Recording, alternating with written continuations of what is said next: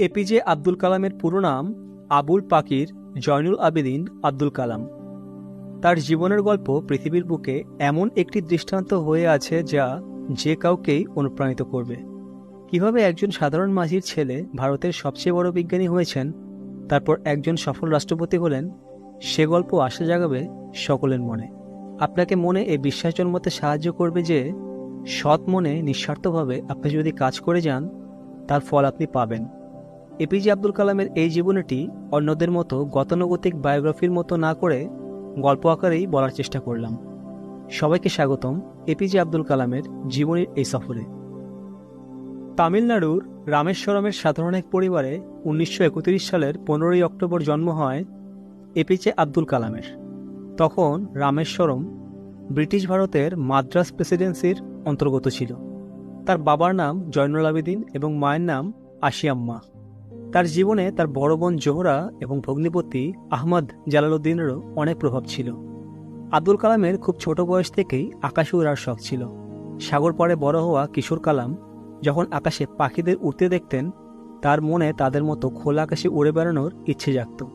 এবং মজার ব্যাপার হচ্ছে, রামেশ্বরম থেকে আকাশে উঠতে পারা প্রথম মানুষটি হল যুবক বয়সের সেই কালাম।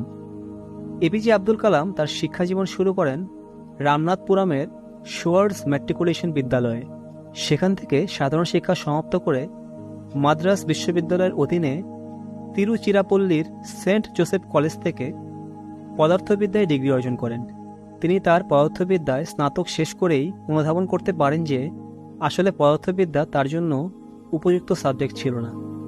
এপিজে আব্দুল কালাম ছোটবেলা থেকে আকাশে ওড়ার যে স্বপ্ন নিয়ে বেড়ে উঠেছেন, সে স্বপ্নের পথ এই সাবজেক্টের শেষ প্রান্তে পাওয়া যাবে না।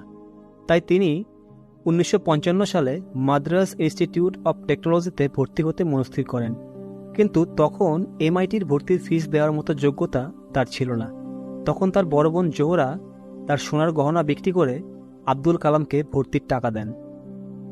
এমআইটিতে পড়ার সময় আব্দুল কালাম প্রায় অবসর সময়ে সেখানে রাখা একটি পরিত্যক্ত বিমানের পাশে ঘন্টার পর ঘন্টা বসে থাকতেন এবং নিজের আকাশে উড়ার স্বপ্নকে আরও মজবুত করতেন।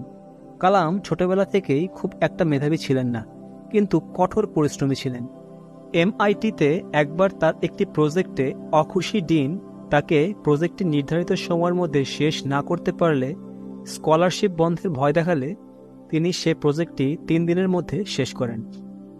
এমআইটিতে শিক্ষাজীবন শেষ করার পর জীবন তার সামনে 2টি রাস্তা খুলে দেয় এবং 2টি রাস্তাই তাকে তার স্বপ্ন পূরণ করতে সক্ষম ছিল। একটি ভারতীয় বিমান বাহিনীর চাকুরি, অন্যটি ছিল ভারতীয় মিনিস্ট্রি অব ডিফেন্সে director of technical development and প্রোডাকশনের। এবং তিনি একই সাথে দুটিতে আবেদন করে বসলেন। এবং এমন সময় 2 জায়গা থেকেই তাকে ইন্টারভিউর জন্য ডাকা হলো এবং ইন্টারভিউর স্থান দুটি ভারতের 2 প্রান্তে ছিল 2000 কিলোমিটার দূরে।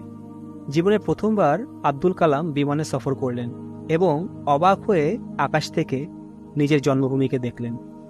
2টি ইন্টারভিউ দিয়ে তিনি ফিরে আসলেন।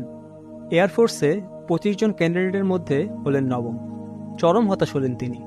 এয়ারফোর্সে তার যাওয়া হলো না, কিন্তু কয়েকদিন পরেই ডিফেন্স মিনিস্ট্রিতে তার ডাক পড়ল এবং সেখানে সিনিয়র সায়েন্টিস্ট অ্যাসিস্ট্যান্ট হিসেবে জয়েন করেন। এখান থেকে শুরু হয় তার জীবনের উত্থানের গল্প। এখানে তার মেধা এবং কাজের প্রতি নিষ্ঠা দেখে তাকে ইন্ডিয়ান স্পেস রিসার্চ প্রোগ্রামে পদায়ন করা হয়। সেখান থেকে রকেট সায়েন্সের উপর প্রশিক্ষণ নিতে তাকে আমেরিকায় পাঠানো হয়। তার হাত ধরেই ভারতের রকেট টেকনোলজির বিশাল উন্নতি সাধিত হয় এবং তিনি missile man, Indian missile man উপাধি পান। 1998 সালে ভারতের প্রথম সফল পারমাণবিক পরীক্ষা পোখরান-2 তার হাত ধরেই সফলতা পায়। তিনি 1981 সালে পদ্মভূষণ, 1990-তে পদ্মবিভূষণ এবং 1997 সালে ভারতের সর্বোচ্চ সম্মাননা ভারতরত্ন উপাধিসহ বিভিন্ন দেশি বিদেশি পদক সম্মানে ভূষিত হন। 15ই অক্টোবর 1991-তে তিনি 60 বছরে পদার্পণ করেন এবং নিজের রিটায়ারমেন্টের অপেক্ষায় ছিলেন। ইচ্ছা ছিল গরিব বাচ্চাদের জন্য একটি স্কুল খুলবেন, সেখানে তাদের শিক্ষা দিবেন এবং নিজের জীবনের অভিজ্ঞতা যা মানুষের কাজে লাগবে তা লিখিত আকারে সংরক্ষণ করে যাবেন। করেছিলেনও তাই। কিন্তু 2002 সালে ভারতীয় জনতা পার্টি এবং কংগ্রেসের ভারতের সবচেয়ে বড় দুই দলের মতামতের ভিত্তিতে 2007 সাল পর্যন্ত ভারতের রাষ্ট্রপতির দায়িত্ব পালন করেন। তিনি মানুষের মাঝে জ্ঞান ছড়িয়ে দিতে পছন্দ করতেন, ভালোবাসতেন নিজের জীবনের শিক্ষা তরুণ প্রজন্মের মাঝে পৌঁছে দিতে। তেমনি 2015 সালে 27 জুলাই মেঘালয়ের শিলং শহরে অবস্থিত ইন্ডিয়ান ইনস্টিটিউট অব ম্যানেজমেন্ট নামক প্রতিষ্ঠানে বসবাসযোগ্য পৃথিবীর বিষয়ে বক্তব্য রাখছিলেন। ভারতীয় সময় 6:30 বক্তব্য রাখার অবস্থায় তার হার্ট অ্যাটাক হয় এবং তাকে বেথানি হাসপাতালে নিয়ে যাওয়া হলে 7:45 নাগাদ তার মৃত্যু ঘটে। 84 বছর বয়সে দেশের জন্য নিজের সমগ্র জীবন উৎসর্গ করে যাওয়া এই মহাপুরুষ পরলোক গমন করেন। 29 জুলাই তার জন্মস্থান রামেশ্বরমেই তাকে দাফন করা হয়।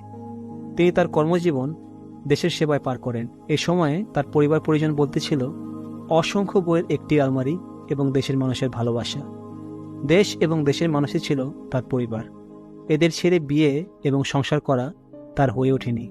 তার মৃত্যুতে ভারতের 7 দিনের জাতীয় শোক পালন করা হয়।